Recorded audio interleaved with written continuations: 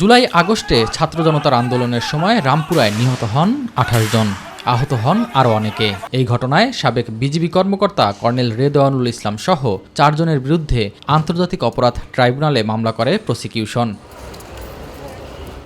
বুধবার এই মামলায় আনুষ্ঠানিক অভিযোগ গঠনের আদেশ দেন ট্রাইব্যুনাল। 20 জানুয়ারি শুরু হবে আনুষ্ঠানিক বিচার কাজ। বাহিনী হিসেবে বিজিবিকে কিন্তু আমরা আসামি শ্রেণীভুক্ত এখানে করিনি। বিজিবির অসংখ্য সৈনিক সারা বাংলাদেশে দায়িত্ব পালন করেছেন, কিন্তু সেখানে কিন্তু এইভাবে মানুষ হত্যার ঘটনা ঘটেনি। স্পেসিফিক্যালি এই দুজন আসামি অতি উৎসাহী হয়ে তারা কমান্ডিং পজিশনে থেকে এই দুটো দিন তাদের নেতৃত্বে রামপুরা এবং বনশ্রী এলাকায় হত্যাযজ্ঞ চলেছে। পালিয়ে না গিয়ে ওনারা একটা বড় প্রমাণ দিয়েছেন যে ওনারা আসলে নির্দোষ এবং ওনাদের মাধ্যমে কোনো ক্যাজুয়ালিটি হয় নাই। এই মামলাটা সম্পূর্ণ মিডিয়া হাইপড। কেন? বিকজ এখানে একটা রাষ্ট্রের একটা ফেইলার আছে।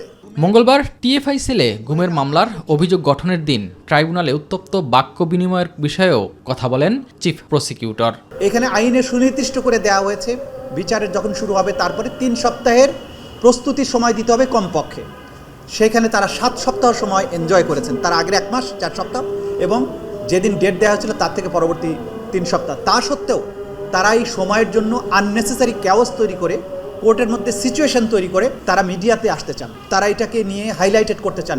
চিফ প্রসিকিউটর প্রসিকিউশনের সমালোচনার মাধ্যমে বিচারটাকে প্রশ্নবিদ্ধ করার চেষ্টা করেন। সব কিছুই অসৎ উদ্দেশ্যে তারা করেছেন। একই ট্রাইব্যুনালে চাংখারপুলে শিক্ষার্থী আনাস সহ 6 হত্যা মামলার রায়ের জন্য 20 জানুয়ারি দিন ধার্য করা হয়েছে। যুক্তিতর্ক উপস্থাপন শেষে এদিন ধার্য করা হয়। এদিকে যাত্রাবাড়ির ইমাম হোসাইন টাইম হত্যা মামলায় সাবেক ডিএমপি কমিশনার হাবিব সহ 11 জনের বিরুদ্ধে অভিযোগ আমলে নিয়েছে আন্তর্জাতিক অপরাধ ট্রাইব্যুনাল। 20 জানুয়ারির মধ্যে আসামিদের ট্রাইব্যুনালে হাজির হওয়ার নির্দেশ দেওয়া হয়। এস এম আরিফ, মাই টিভি, ঢাকা।